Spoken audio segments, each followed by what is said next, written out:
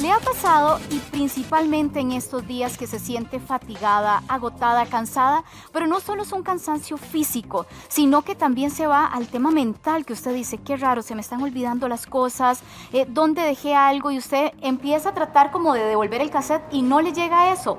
¿A qué se debe esta situación? Y muchas veces esto es independiente de nuestra edad. Hoy tenemos con nosotros a la doctora Erika Salazar Fernández, que ella es especialista en anatomía, fisiología y también tiene un máster en deterioro cognitivo y de demencias. Muchas gracias por acompañarnos en esta mañana, doctora, y muy buenos días. Doctora, comencemos con esta situación que creo que cada vez es más alarmante porque mucha gente está padeciendo esa fatiga mental y esa dificultad para recordar cosas independiente de la edad. ¿A qué se debe esto? Buenos días, muchas gracias. Independientemente de cuál sea la edad que tenemos, el estrés siempre afecta las mismas áreas del cerebro. Y en efecto, el estrés nace, por así decirlo, en esta estructura que es el cerebro y afecta específicamente áreas que están relacionadas con la memoria, con las emociones, con el aprendizaje. Por esa razón es que si el estrés se presenta sobre todo de una manera muy prolongada, vamos a tener alteraciones de este tipo, ¿verdad? Es muy normal que la gente diga, mire, estoy tan estresada, pero últimamente ya no me acuerdo a lo que voy a la cocina, o no me acuerdo si me tomé la pastilla, y entonces me da miedo repetir. Esto suele suceder porque el estrés hace que una hormona que se llama cortisol aumente, y esta hormona va y actúa sobre áreas del cerebro que están relacionadas específicamente con memoria. Pero además, todo este circuito tiene que ver con las emociones, con la cantidad de energía que le llega al cerebro también. Entonces, si este estrés se prolonga a lo largo del tiempo, lo que vamos a tener es una afectación en el sistema de control de las emociones, en el sistema que controla también la toma de decisiones, por ejemplo. Entonces, a veces nos damos cuenta que estamos tan estresados que no podemos decidir. Entonces, cosas que hace un tiempo nos resultaban muy sencillo de decidir, en este momento no. Eso va a ser independientemente de la edad, pero sí es importante aclarar que el estrés va a tener implicaciones en el sistema nervioso y en cómo impacta en mi calidad de vida, dependiendo de la edad que tenga la persona. Ahora, doctora, uno generalmente, ese tema de estrés incluso es muy popular. Ay, es que estoy muy estresada y se toca uno acá, vea, siéntame, tengo todo esto con tensión.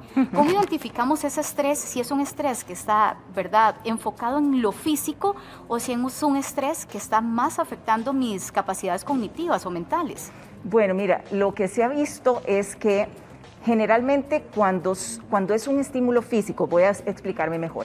Si usted tiene una enfermedad, por ejemplo, eso es un estresor para el cuerpo, ¿cierto? Eso representa estrés para mi organismo y el organismo generalmente reacciona con alteraciones más a nivel de frecuencia cardíaca, de sudoración de la piel, más respuestas reflejas del sistema nervioso.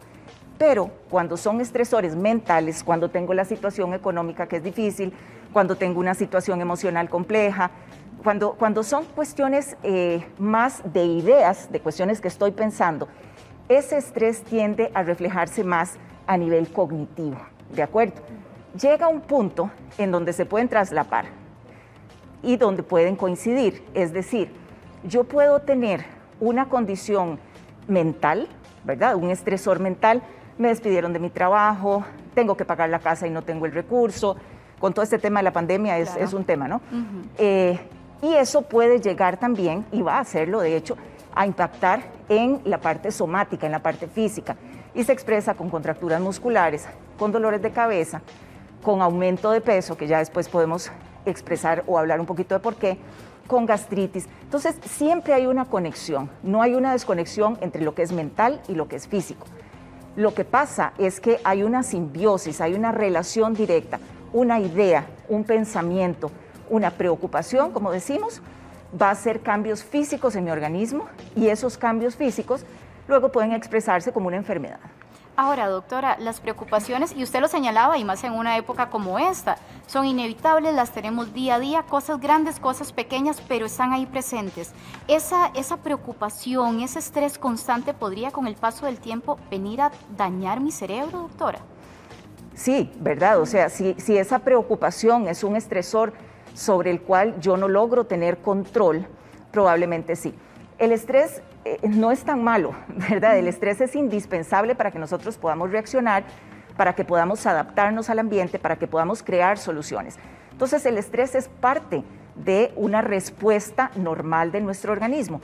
Lo que pasa es que si ese estrés se prolonga por mucho tiempo, ahí es donde entramos en deficiencia. Ya nuestro cuerpo deja de tener la capacidad para controlar ese estímulo negativo y empieza a tener alteraciones. Entonces, esa preocupación que usted está mencionando se convierte en un estímulo nocivo para mi cerebro y para mi cuerpo. Se vuelve como un tóxico, doctora, por decirlo de alguna manera. Ese es un muy buen término, de hecho es tóxico porque induce alteraciones inflamatorias en el cerebro, alteración en las sustancias químicas que regulan mi estado de ánimo, que regulan la conexión entre las neuronas y en efecto es tóxico. Otra cosa que es importante de mencionar es que esa toxicidad, ¿verdad? Ese daño que puede hacer una preocupación también va a estar mucho en dependencia de cuál sea mi percepción del estrés. Hay estudios muy bonitos que demuestran que las personas que tienen mucho estrés y lo perciben como una amenaza enorme o como algo muy dañino, tienen un porcentaje mucho más alto de enfermarse que las personas que tienen mucho estrés, pero no tienen esa preocupación. Entonces, eso también es importante, la percepción, la idea, el concepto que yo tengo de la situación y la preocupación que estoy viviendo. Doctora, este estrés constante o esa manera de percibirlo, de hacerlo mucho más grande tal vez de lo que es, podría llegar a afectar mi cerebro de una manera que me genere o active un envejecimiento prematuro. Sí, sí, sin duda, ¿verdad? Cuando el cerebro permanece en estrés, se dan cambios importantes. ¿En qué se dan cambios importantes? Primero, empezamos a secretar sustancias que son proinflamatorias. Eso significa que hace que haya más inflamación en áreas específicas de mi cerebro que están relacionadas con memoria, con aprendizaje, con control de las emociones, con comportamiento, ¿de acuerdo? Entonces, esa condición proinflamatoria, esa condición en donde mi sistema de defensa se activa pensando que existe algo dañino cuando en realidad no existe, empieza a producir lo que nosotros conocemos como estrés oxidativo, ¿verdad? Que es una condición en la cual se generan más sustancias que pueden ser tóxicas para mis células cerebrales y entonces favorece un envejecimiento prematuro. Por eso es importante hablar de estrés, no nos lo vamos a quitar de encima, ¿verdad? Es una realidad. Es el día a día. ¿Verdad? Entonces, ¿cómo hago para gestionarlo? Porque si yo voy a vivir con ese estrés y no lo sé manejar y no tengo cómo modificar mi respuesta ante el estrés, es un hecho y se ha visto en mucha documentación de que sí induce envejecimiento prematuro. ¿Por qué es importante que no envejezca prematuramente el cerebro? Porque un cerebro envejecido tiene más probabilidades de deteriorarse. Entonces hay que prevenir. Qué dicha que usted lo mencionaba, doctora, cómo cambiar esos hábitos, ¿verdad? Si nosotros queremos tener, y lo decían los abuelitos, tener ese cerebro clarito, alimentar nuestro cerebro con cosas positivas, ¿se puede hacer, doctora? ¿Y cómo lo haríamos? Sí, claro. El cerebro funciona de una manera muy bidireccional. Quiero decir con esto, tiene su propia mecánica, ¿verdad? Interna, su funcionamiento, pero ese cerebro funciona en razón del medio externo, de la información que le está ingresando a mi cerebro. Entonces, las ideas, las percepciones y las acciones que yo genero sobre eso que me está estimulando cambia la mecánica de mi cerebro. Esto es importante porque así como existen medicamentos, y podemos hablar de eso, que son determinantes muchas veces para poder controlar toda la parte del funcionamiento cerebral, también las ideas que yo tengo, la percepción que yo tengo de mi situación. ¿Cómo hago para manejar esa situación? Si yo visualizo el estresor como un enemigo que me va a hacer daño y me siento aminorada, pues probablemente las consecuencias van a ser más graves. Si yo asumo ese estresor como un reto para buscar soluciones, esa postura, ese coraje, esa confrontación que uno hace con esa situación puede generar mecanismos, ¿verdad?, que cambian en mi cerebro y me dan más mecanismos para poder responder a una situación que es negativa. Entonces, yo creo que una primera recomendación es que revaloremos cuál es la idea, la percepción, el concepto que tenemos sobre la situación que estamos viviendo y que busquemos cómo solucionarlo. Otro aspecto que es bien interesante es que se ha visto que el estrés hace que secretemos un montón de hormonas. Una que es la mala de la película técnicamente, es el cortisol, ¿de acuerdo? El cortisol sube cuando estamos muy estresados y favorece la depresión, favorece el insomnio, favorece problemas de memoria y hace que tengamos esas sensaciones que son desagradables. Pero, así como secretamos cortisol, también tenemos la capacidad de secretar otra hormona que es muy interesante, que es la oxitocina. Y la oxitocina tiene efectos en las áreas de mi cerebro que tienen que ver con la socialización. Entonces, ahí viene una parte muy bonita de esto, y es que el estrés es un inductor de la socialización. ¿Por qué? Porque al tener una situación compleja, normalmente eso hace que instintivamente busquemos apoyo, busquemos hablar con alguien. Estamos muy estresados, generalmente la parte más instintiva es buscar hablar con alguien, porque la socialización favorece la liberación de oxitocina. Y esa oxitocina no solo hace que nos sintamos mejor emocionalmente, sino que también tiene efectos a nivel cardíaco, a nivel de las arterias, entonces tiene un efecto cardioprotector. Entonces, otro de los consejos, considerando esta base biológica, es que no nos aislemos. Las personas a veces cuando están muy estresadas, si el estrés es muy prolongado, se aíslan, ¿verdad? Porque ya no tengo ganas de hablar del tema, porque estoy ahí ensimismada pensando únicamente en esto, y ese es un error. ¿De acuerdo? Es un error porque entre menos socializo, menos oxitocina libero, peor me siento y más me gana la batalla el estresor negativo. Entonces, mantener la comunicación, mantener la socialización es otra de las recomendaciones que quizá no es médica, pero que tiene en efecto un impacto en mi salud. Y lo otro es la actividad física, sin duda, ¿verdad? El cerebro necesita sustancias que me contrarresten el efecto negativo. Y una de esas sustancias son los opioides endógenos, como conocemos, que liberamos cuando hacemos actividad física. Usted se levanta, va al gimnasio, corre, baila, hace algo y se siente mejor, se siente más feliz. Ese es uno de los mecanismos para luchar contra esto, hacer algo. Al menos 40 minutos 3 veces a la semana, es lo que se dice en términos muy generales, que uno podría hacer. Tampoco es que tenés que meterte de lleno, ¿verdad?, si nunca has sido deportista. Pero eso, además de que estimula estas sensaciones agradables por liberación de sustancias químicas, también favorece algo que se llama neuroplasticidad. Y la neuroplasticidad es bellísima porque es la capacidad que tiene mi cerebro de generar nuevas conexiones. Entonces yo tengo un cerebro que está lastimado, por así decirlo, porque ha venido con mucho estrés, con muchas preocupaciones, con muchas situaciones complejas. ¿Cómo hace un cerebro adulto para mantenerse funcionando, por así decirlo? Bueno, el cerebro del adulto produce nuevas neuronas. Eso se llama neurogénesis. Nosotros nacemos con una cantidad determinada de neuronas y la vamos perdiendo en el camino, pero sí tenemos la capacidad de generar nuevas neuronas, solo que ya no se producen en todo el cerebro, se producen en áreas específicas. Y el ejercicio favorece esa neurogénesis en el cerebro de los adultos.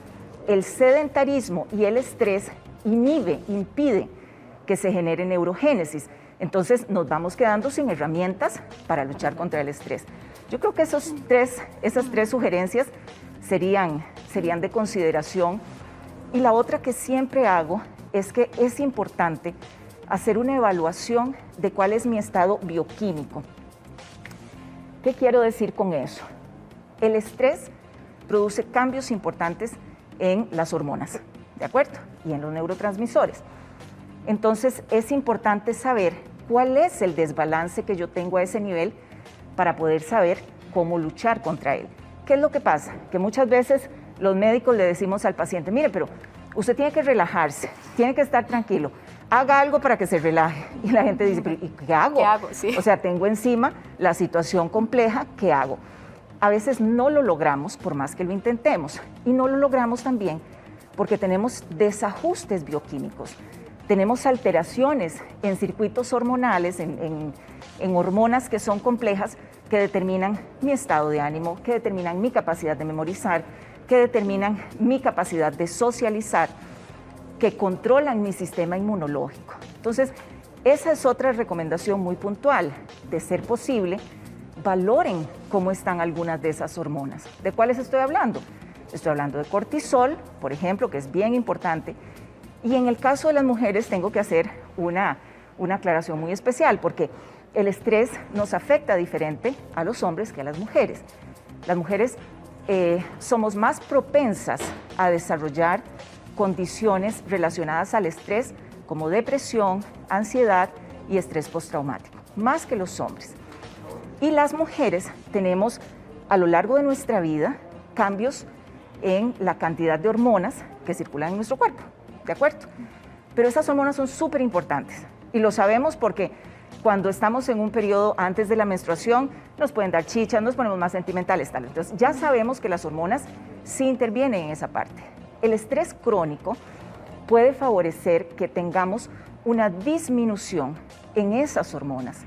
Entonces empieza, ¿verdad?, un círculo vicioso en donde tengo estrés, tengo menos estrógeno, tengo más cortisol, tengo menos testosterona, entonces me quedo con la ansiedad, con la dificultad para tomar las decisiones, sin energía, porque estas hormonas son importantes para la energía, es decir, me quedo desarmada.